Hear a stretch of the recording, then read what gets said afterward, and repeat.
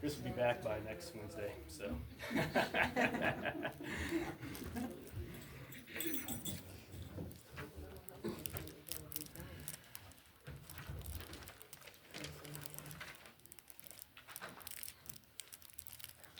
There's no worse feeling in the world than leading a song and nobody knows it. And nobody knows it yet. It helps when we're bigger. There's always 2 or 3 that know it. Yeah, I did that at a song leading competition one time. Oh, really? Yeah. You led one that nobody knew? Yeah. You? What's worse is that leading a song that not only nobody knows, but the song leader doesn't know either. Yeah. I guess that's when you just pick out a different song. All right, but tonight we're going to be starting off in Matthew chapter 1. We're still going through at least our first sheet of discussion questions. And we got to up at least question 4. And some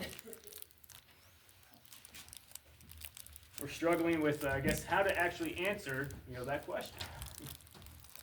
Even though John doesn't specifically state, at least in his introduction accounts, as to why he decides to refer to Jesus as the Word.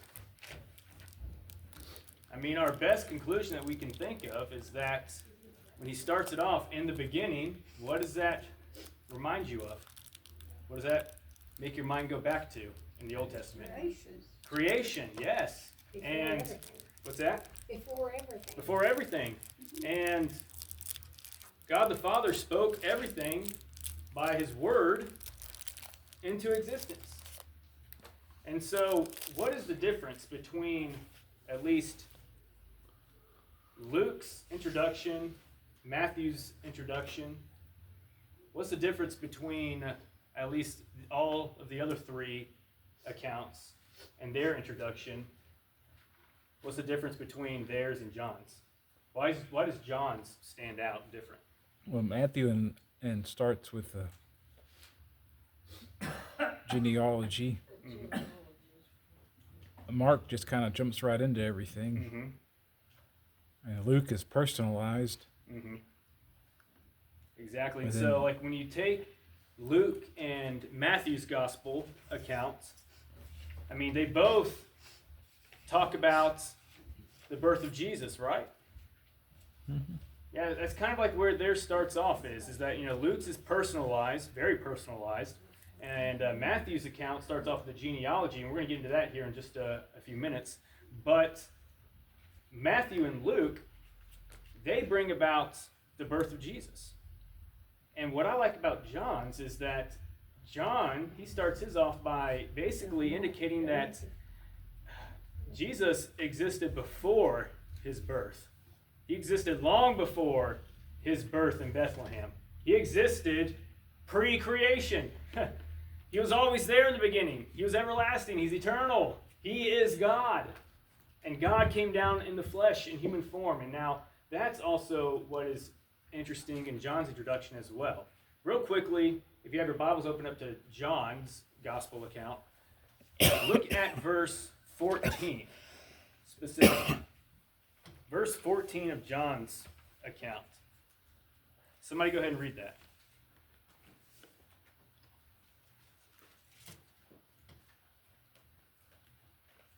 And the Word was made flesh and dwelt among us, and we beheld his glory, the glory as of the only begotten of the Father, full of grace and truth. Thank you. And the Word became flesh. Now, in Jerome's Latin Vulgate translation, in other words, he translated the text into the Latin language. That's what it is. That is actually where we get our English word incarnation. The Latin word there, incarne, meaning that to make as flesh, to become flesh. And while all the mysteries of the incarnation can never be understood, by faith we accept the great truth that the Word became flesh and dwelt among us. To me, that's always just a fascinating thought. very thought-provoking in his introduction. But John had a lot more to say in his introduction. I mean, one of his great themes in his introduction is about light, how Jesus is the great light. I mean, consider this, for example. Number one, he says that Jesus is the light. He's the source of enlightenment. We see that in verse 4, 5, and verse 9, verse 16 through 18. I'm sorry, are you in Matthew? No, we're in John right now. Okay, John? John. Yes, ma'am. I got lost. Yeah, I did too. yeah. Sorry, earlier I said let's jump over to John's real quick. Yeah. Sorry. No, you're fine. You're fine. But Jesus is the light. He is the source of enlightenment. His whole introduction, I mean, is about that. Number two, he says that Jesus is, the forerunner of Jesus bore witness to the light. Now, who's the forerunner of Jesus? John who? Oh, John the Baptizer. Yes, John the Baptizer, yes. John the Baptizer was the forerunner who bore witness of the light, who made preparations for the light, who prepared the way for the Messiah. He was that voice that is crying out in the wilderness that the prophet Malachi prophesied about, and even Isaiah prophesied about a voice crying out in the wilderness as well. And so, he's the forerunner who bore witness of the great light. Number three, a world in darkness rejected the light. Now, John hits on this later in chapter 3. I would say roughly around verse 18, 19, and 20, maybe 21 as well. Why is it that darkness rejects the light?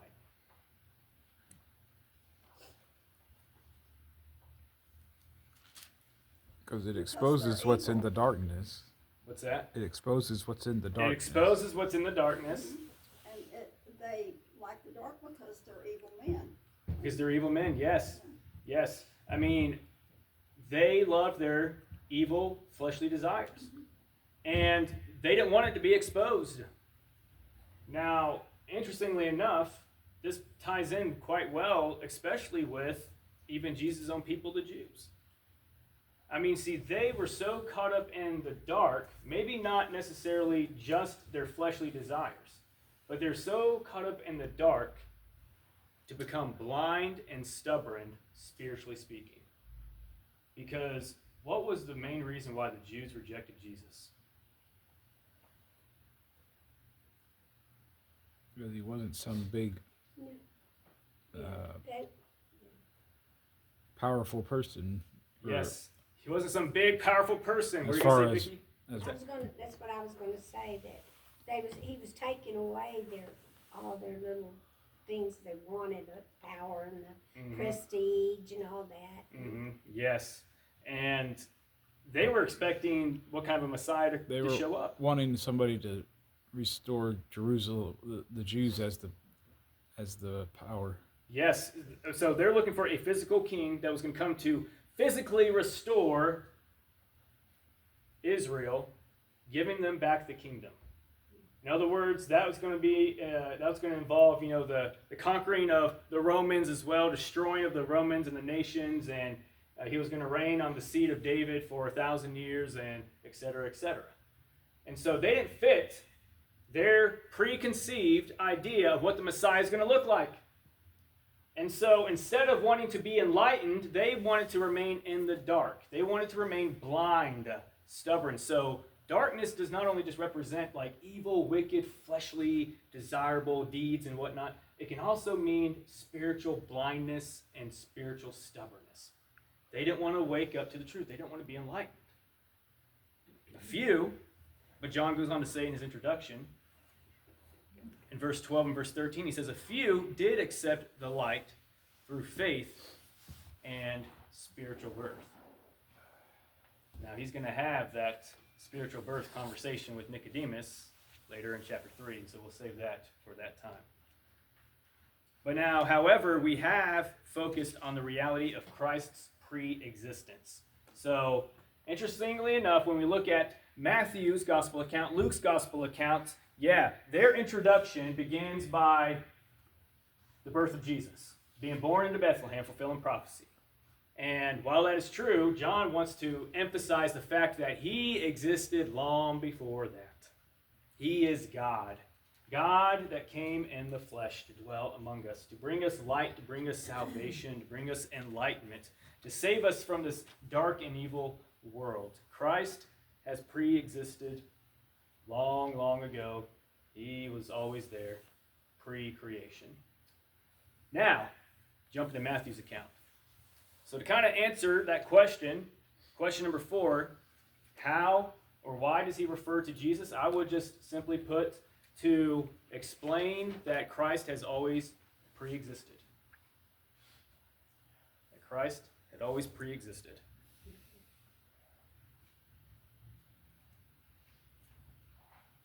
All right, so Matthew chapter 1.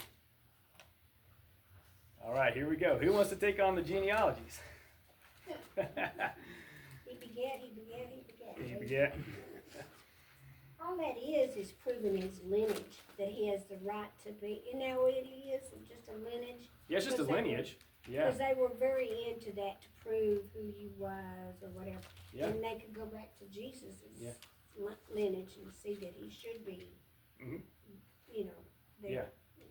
Yes, I mean to prove that he came from the line of Of David and through Abraham. Yes. And so Matthew chapter 1, I'll go ahead and give mercy. I'll go ahead and read it for y'all. I'll read it if you want me to. What's that? I'll read it. All right, I'll start off, and if I can't finish, you pick up where I leave off, okay? Okay. Yeah, Matthew chapter 1, beginning at verse 1. The book of the genealogy of Jesus Christ, the son of David, the son of Abraham. Abraham was the father of Isaac, and Isaac the father of Jacob, and Jacob the father of Judah and his brothers, and Judah the father of Perez and Zerah by Tamar, and Perez the father of Hezron, Hezron the father of Ram, and Ram the father of Amminadab, and Amminadab the father of Nahshon, and Nahshon the father of Salmon, and Salmon the father of Boaz by Rahab, and Boaz the father of Obed by Ruth, and Obed the father of Jesse, and Jesse the father of David the king. And David was the father of Solomon by the wife of Uriah, and Solomon the father of Rehoboam, and Rehoboam the father of Abijah, and Abijah the father of Asaph, and Asaph the father of Jehoshaphat, and Jehoshaphat the father of Joram, and Joram the father of Uzziah, and Uzziah the father of Jotham, and Jotham the father of Ahaz, and Ahaz the father of Hezekiah, and Hezekiah the father of Manasseh, and Manasseh the father of Amos, and Amos the father of Josiah, and Josiah the father of Jeconiah, and his brother, Josiah the father of Jeconiah and his brothers at the time of the deportation to Babylon. And after the deportation to Babylon, Jeconiah was the father of Shealtiel, and Shealtiel the father of Zerubbabel, and Zerubbabel the father of Abiud, and Abiud the father of Eliakim, and Eliakim the father of Azor, and Azor the father of Zadok, and Zadok the father of Akim, and Akim the father of Eliud, and Eliud the father of Eleazar, and Eleazar the father of Mathan, and Mathan the father of Jacob, and Jacob the father of Joseph, the husband of Mary, of whom Jesus was born, who is called Christ. So all the generations from Abraham to David were 14 generations, and from David to the deportation to Babylon, 14 generations, and from the deportation to Babylon to the Christ, 14 generations. All right. 2 women in that lineage.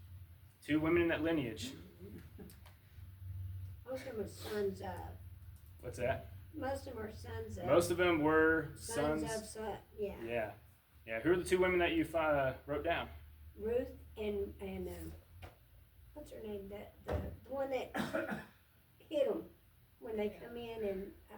Rahab. Rahab? And there's Yeah. also Okay. it also mentions Tamar, yeah, and I didn't see that one. Bathsheba. Yeah. It says the wife of Uriah. Yeah. Yeah. But I mean, that implies Bathsheba. So there's Bathsheba, and Mary's even mentioned. Yeah. Can't forget that. Yeah. Well, that's a done deal. That's That has to be a. All right, well, question number 5. What is Matthew's purpose for starting off his account with a genealogy? I know Vicky kind of already mentioned it, but I have to kind of sometimes repeat questions to make sure to see who's all paying attention. to show the Jews that Jesus was the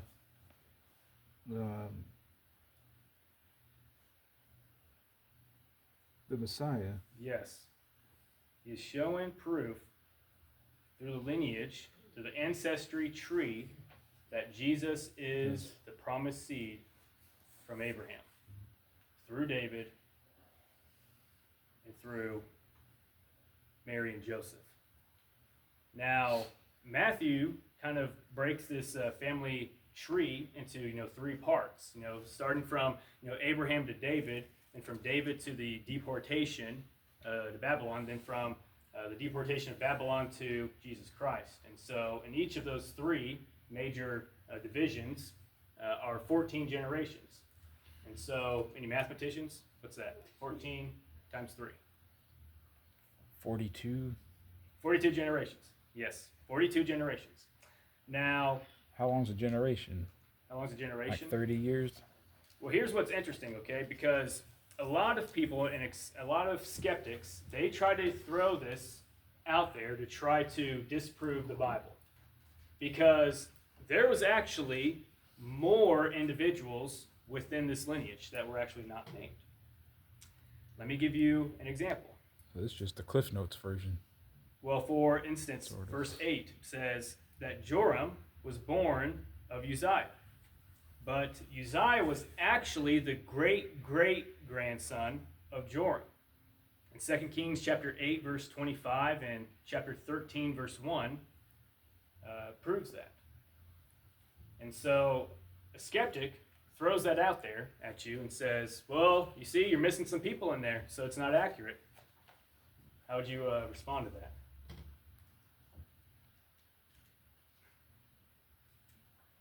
Yeah, because if they listed everybody, they'd run out of parchment. Well, that's basically it in more of a comical way. I mean, if they listed everybody, you'd run out of parchment. You would run out of papyrus, which was the parchment plant that they would use to write all of their material on. I hate to say this, but the others weren't important. It's like, while they're part of it, if you have 2 sons and one son has a son and that son becomes somebody famous, what's the other 3? Yeah. They're not, that's a bad example, but Mhm. they're not part of what that one is. Yes. It depends on that person. Yes. And And it only mentions one of David's sons. It doesn't, does. Yeah.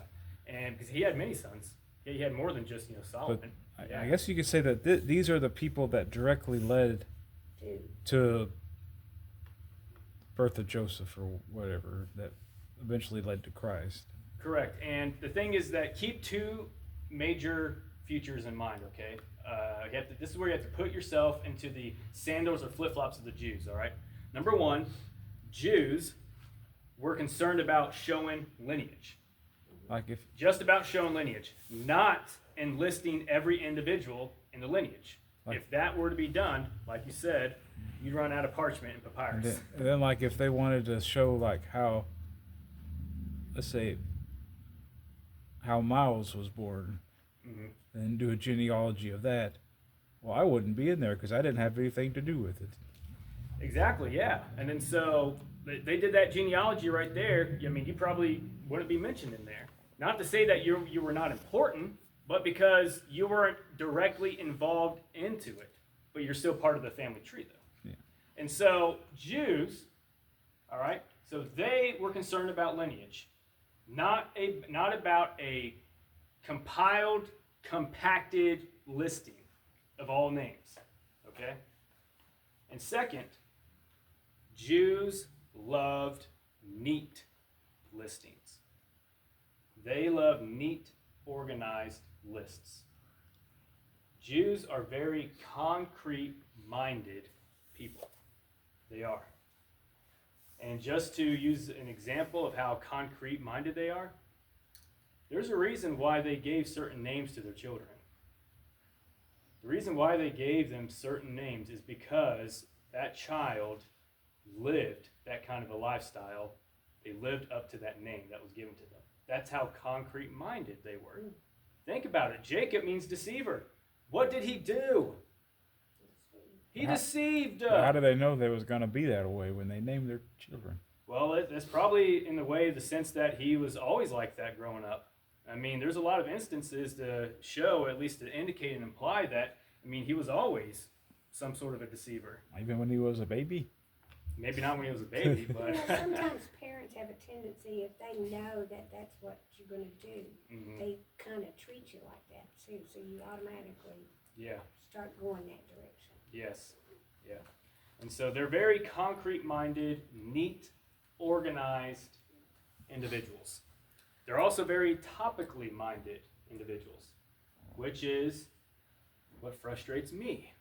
Because what I don't get is that, okay, you're concrete-minded, you like neat, organized lists, but you don't like organization in chronological order. Because they're not chronological, orderly people. A lot of times, for example, in the Old Testament, here's what many don't know. Isaiah chapter 6 is actually the beginning of his ministry. Everything from chapter 1 through 5 happens after chapter 6. Many people don't know about that. Well, why? Why do they do that? Because they're topically minded people. Yes, they're topically minded people. They like to discuss about things of great importance and other things to follow afterwards. And so they're neat, concrete-minded people, and they're very topically minded as well. And so here's another example some often don't know. Did you know that the book of Job most likely happened sometime in Genesis? Yeah, because when you look at the very end of Job, Job built an altar and offered sacrifices to God. That was during the patriarchal time when the fathers were responsible for building the altars and offering the sacrifices. Because in Moses' time, in the Levitical priesthood, only the Levites were to offer the sacrifices. But before then, it was the fathers of the family to offer the sacrifices. Yeah, and so we see Job as the father of the household building the altar and offering the sacrifices. And so what does that tell you? Is that he was alive during the patriarchal age, sometime in Genesis. We don't know exactly. I would say probably roughly around sometime after post-flood, in my opinion. But I could be wrong. But yet we find Job somewhere in the middle of the book of the Bible. Yeah, before Psalms. And yet so many people don't know about that. And so they're very orderly, neat, concrete-minded people, but they're very topically minded as well. And so that is what we have to understand in the sense of looking at this genealogy. They were not going to list every single specific individual in the entire family because that would be a messy list. They want a neat, orderly list. And they were all just concerned about lineage, not a huge overabundance of names all over the place. Any thoughts on that? I was wondering if, because the firstborn always had a greater inheritance than the rest, if maybe that's the reason they only listed one because they were more important, I guess, since they were firstborn. And if that would fit in with them not putting the rest of the kids that was born to them. Yeah. Normally the inheritance, yes, it passes down to the firstborn. And so that's another great example. So prominence.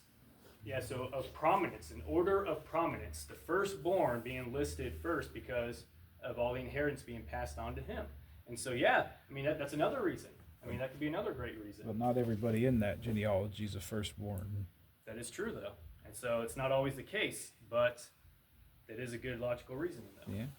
But now, getting back to at least the genealogy of this, what I also find interesting is that some of these names in this list, are they all good people? Are they all good people? No. How would you know unless you do research? Yeah, Yes, searching the scriptures, going back. One name stands out to me. Would Some be of them you never hear from again, do you? nope. Mm-mm, you don't. I mean, Manasseh Manasseh, I was is the. thinking. You're thinking that, yeah. Manasseh is the one that stands out to me. He is recorded in both the book of Kings and Chronicles as being the most evil, cruel, and wicked king that has ever reigned over the people. He did some horrendous things, to the sacrificing of babies to false gods, to cannibalism. I mean, you name it. He did cruel things. Cruel things. And Tamar. And Tamar, I understand that, but I'm talking about Manasseh. Hold your horses, buddy. All right. And Hezekiah, who was a wonderful, great king, What's that? was his dad. Yes. Yeah. Mm-hmm. And his dad was a wonderful, great king, and here's the thing, that not just that though. All right, David was a wonderful, great king, but who tried to overthrow him? Saul. His Oh, his son. Absalom. His Absalom. son Absalom. And what about Solomon? He was a good king, but what did his son do? Rehoboam. Yeah, He split up the. he split up the kingdoms. Yes, he started an all-out civil war. And when we think of like great men who were considered to be great kings, seems that they spent more time dealing with civil matters than with their own families. Yep. Yep.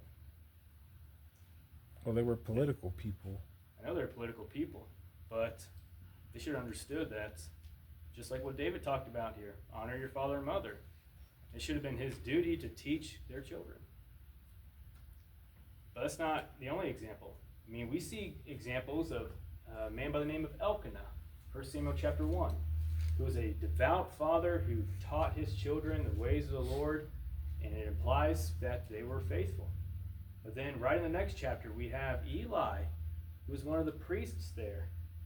And his sons were ordained as priests as well, and they were bringing prostitutes in the temple and sleeping with them and doing all sorts of things. Which, honestly, by law, if a priest were to desecrate God's temple with prostitutes, the priest not only was supposed to step down, but they were supposed to die by stoning. Yeah. But Eli didn't do anything. He talked to his kids, but that was the problem. He didn't restrain them. He did not discipline them. He just talked to them. Talking did no good. Is that the guy that fell over and broke his neck? What's that? That Eli, was he the one that fell out of his chair? And I think that I'm trying to remember who that was. I can't quite remember on top of my head. I don't know the death of Eli, how he died. I can't quite remember. I have to go back and check. But getting back to the point, though, is that we see names listed in here. Men like Manasseh.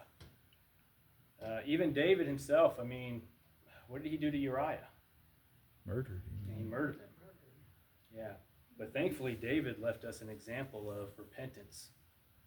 Yes, and asking for forgiveness and being restored.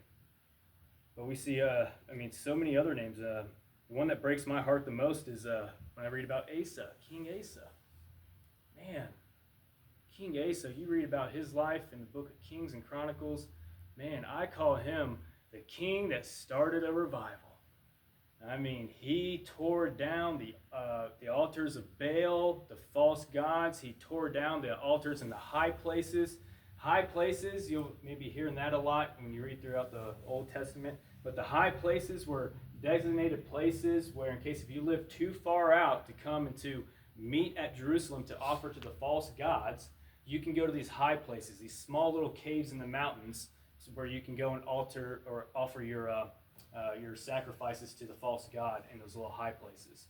So you read about some good kings that removed the altars in Jerusalem, but some of them didn't remove the altars in the high places. But Asa, he removed the altars in Jerusalem and in the high places, and he tore down all of the idols, all of the false idols and everything, and he started a big revival, getting people back on track and following God.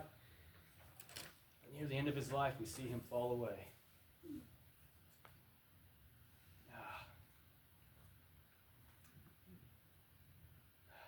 I believe, I can't remember if it's Kings or Chronicles, but one of the two recorded that when he fell away, that's where he remained for the rest of his life. Never came back. Yeah. But, we read these names, and they're not just names. I mean, there's so much history. There's so much lessons that you can learn, about who these people are if we're willing to go back and actually do the research into their lives and all the good things they did, the bad things they did. But there's so much there. So much there. And the main lesson that I want us to take from this is that, yes, we read about so many names in here of bad people, men who were good people but then became bad people. We probably read some names of those who are bad people but then became good people. But the thing that fascinates me the most is that if we ever need proof that God can accomplish his purposes in spite of mankind's weakness and even stubbornness, it is generously supplied here in Matthew's genealogy. Oh yeah. When I was putting this lessons, studying this section right here, I came across a very really cool statement. I can't pronounce the guy's last name. I think it's Jair. But he says this: the Savior's family tree had its share of blight and barrenness, of bent twigs and broken branches. It's everybody's genealogy. It is everybody's genealogy. Yep. So we all can probably relate. But the main point is that if you need proof, if you really need proof that God can accomplish his purposes in spite of mankind's weakness, Matthew's genealogy generously supplies that. Yeah. So if you ever need a time of where you question yourself when you see a lot of bad going around and you're trying to really think of, struggling to see God's purpose through it all, go back and just look at the names of Matthew's genealogy. Because what was God's purpose that came through? Come on. What was his purpose in the end? To pick somebody to give birth to Jesus. The birth of his son, Jesus Christ. Yes. That was his purpose through it all. And another thing that I find interesting is that some of the names that are in between, like those that were left out in between Uzziah and Joram, what I find interesting is that God's hand was still in all that. Because what if one of those individuals had died? What would have happened? It would have stopped the genealogy. Would have stopped the genealogy. Yep. Would have stopped the genealogy. And so how can somebody look through this all? 42 generations, everyone remaining perfectly intact so that God's purpose can be fulfilled. How can somebody study through that, research through it all, and really think that God's hand was not in it? What are the chances? What are the chances of that happening just by random chance? Slim to none. Yeah, probably in the negatives in my opinion. Yes. But that's Matthew's genealogy. And so, his purpose for starting off his account with the genealogy is to show the proof that Jesus is the Messiah that's been prophesied all the way back since the promise of Abraham through David to now. All right, now let's go ahead and jump to Luke's genealogy in chapter 3 of Luke.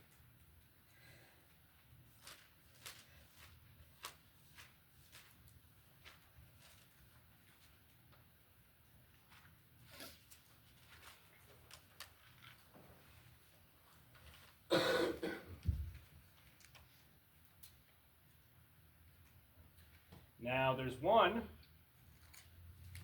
slight difference that we see here between Luke's genealogy and Matthew's genealogy. Matthew's genealogy started with who? Abraham. Abraham. Luke's genealogy begins with who? Joseph.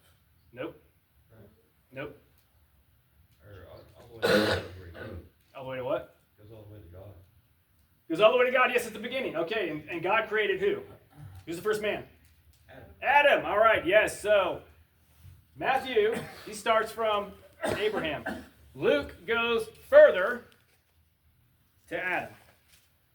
Now, Actually, again, they kind of go back, they kind of. it goes back. He reverses it. That's Yeah, what it's just a reverse. Okay, that's what you meant. Okay, yeah, it reverses. Starts with Joseph, then all the way. Okay.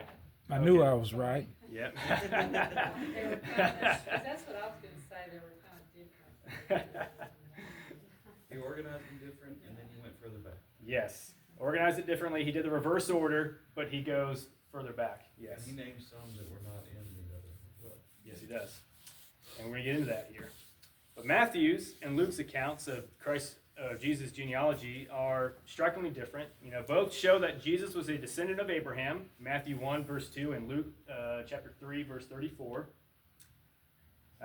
They both show that there's a descendant from David, Matthew 1, verse 6, and Luke 3:31. But most of the other names in the two lists are different, just as you pointed out, Sam. One exception to this statement might be Zerubbabel. Okay? Zerubbabel. Zerubbabel is mentioned in chapter 1, verse 12 of Matthew, and he's mentioned in verse 27 of Luke 3. But although some do not believe that the Zerubbabels in the two lists are the same man. Various suggestions have been given regarding the differences. The simplest and probably the best is that Matthew gives the legal line through Joseph, while Luke gives the fleshly line of Jesus through Mary. So Matthew's legal line through Joseph, Luke's fleshly line through Mary. Jesus was Joseph's legal son, but not his fleshly son. Jesus' only father was Yahweh, God. These two ways of looking at Jesus' lineage are sometimes distinguished as the legal line through Joseph and the regal, royal line through Mary. All right. Now the primary, I'd say, difficulty with this view is that Mary is not mentioned in Luke's genealogy, though. Yeah. The reason for this may be that, as a rule, Jews did not include women in genealogies. Women might be mentioned incidentally, like Matthew 1, verse 3 and verse 5. But the lines of descent were through men. So notice, however, that the text implies that Jesus was not the actual son of Joseph. It says, being as was supposed the son of Joseph. I think that women were mentioned if it was around some significant event, right? Yeah, and here... Son of, What's that? son of Rehab, right? Yep, so... Yeah. Kind of like yeah. in the genealogy of the 12 sons of Jacob. It mentioned the sister, and that was a significant event. Mm-hmm. Yeah. Yeah. What we're going to find interesting with Luke's gospel is that Luke puts a lot of emphasis on women in his gospel. Yeah. That's a fascinating, distinguished mark that stands out from Luke's gospel with the other three, is that he mentions a lot about women in his gospel account in a very good, positive way, except with, of course, Martha. Yes, Martha being anxious and worried and whatnot, but I think after Jesus talking with her, Martha was able to get her head on straight. But other than that, Luke's gospel has a positive view on women.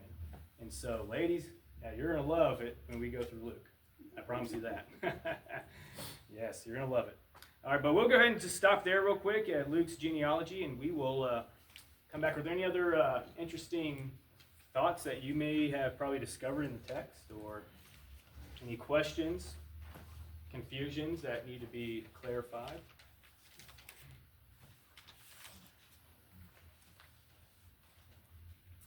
You good? All right, well, thank you, everybody. We are dismissed, and I'm continuing to look forward to this class.